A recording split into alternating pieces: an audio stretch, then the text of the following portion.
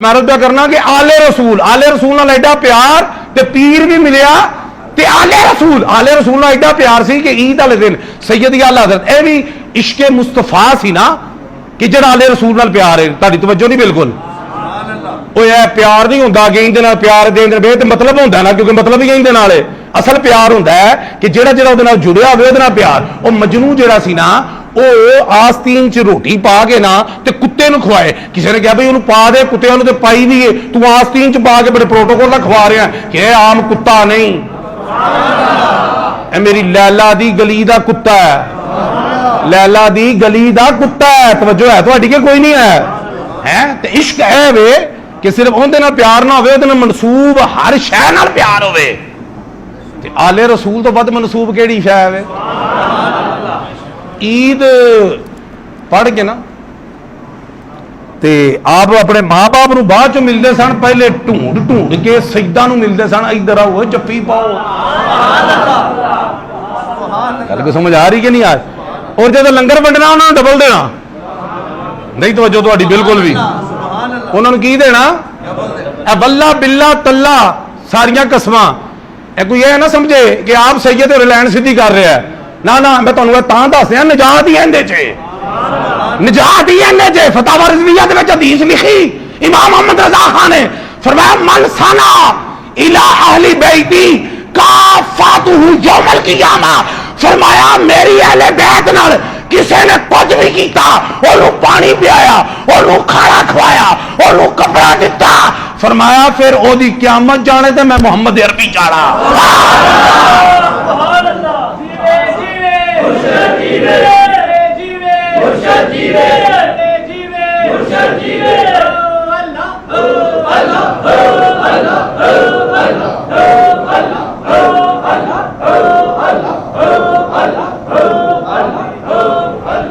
गल समझ आ रही है कोई नहीं आ रही? तुहानू मतलब समझो अपनी लैन सीधी कर रहा है, जो मेरे मुकदरा च होना लभना मैं इसलिए नहीं, मैं दसता आ रहा निजात ही है, मुहम्मद अरबी की शफात ही है।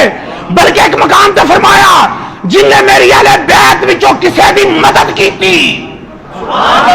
मेरी अहले बैत चों किसी की मदद की, फरमाया क़यामत वाले दिन ओनू लभ के ते फड़ के शफात करांगा।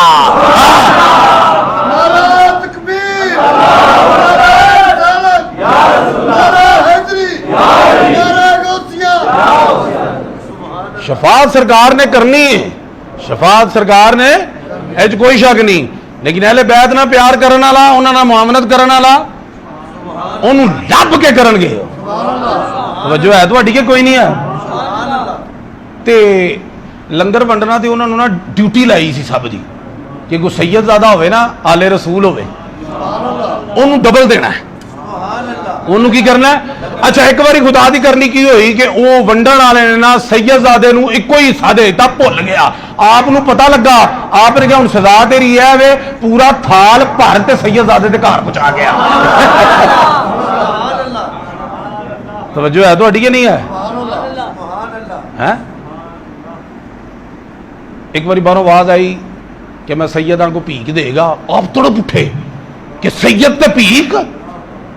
आप दे कोल कुजा पिया सी जिहदे विच आप दे कोल माल मता सी, तो लिखना कोई 200 सी उस वक्त दा, ते कोई नोट थोड़े ही होंदे सन, सिक्के। आप तड़प उठे और कई से सैयद साहब नूं देंदे सन ते इंज नहीं सन देंदे, जदों देंदे सन इंज देंदे सन कि इन्हां नूं देना नहीं पेश करना है। देण दा भी तरीका हुंदा है, बकरीए दुध भी दित्ता ते मेंगना पा के देण दा भी तरीका हुंदा है, और लैण वाले ओह देण दा भी तरीका हुंदा है। अच्छा इंज करके वो फड़िया कुजा या थैली जो भी इंज करके ना ते बाहर गली च जाके ना ते कहन लगे आले रसूल जिन्नी लोड़ ज लवो, ऐ ही मेरे को लेगा सी, सारा ही लै आया, जो जरूरत है लो। उन्हें एक चवानी गड्डी विचों, क्योंकि सैयदजादे दी एक निशानी दा दसा लालची नहीं होंदा। तवज्जो है तुहाडी कि कोई नहीं है? लालची नहीं होंदा। उन्हें की कीता, उन्हें चवानी गड्डी ना जदों आपने घर दे ड्यूटी लाती, नौकरां दी ड्यूटी ला दी, क्या बई मैनू पता लग गया है कि शाह होरां नूं ना चवानी रोज़ चाहिदी है, हुण तुहाडी ड्यूटी है डेली चवानी इन्हां दे घर पहुंचा के आउणी ताकि आइंदा इन्हां नूं मंगना ना पवे। तवज्जो है तुहाडी कोई नहीं है? बिल्कुल भी इन्हां नूं मंगना, बल्कि एक मुंडे नूं घर ਬਤੌਰੇ ਗੁਲਾਮ ਰੱਖਿਆ ਨਾ ਆਪਣੇ ਘਰ ਕੰਮ ਸ਼ਮ ਲਈ।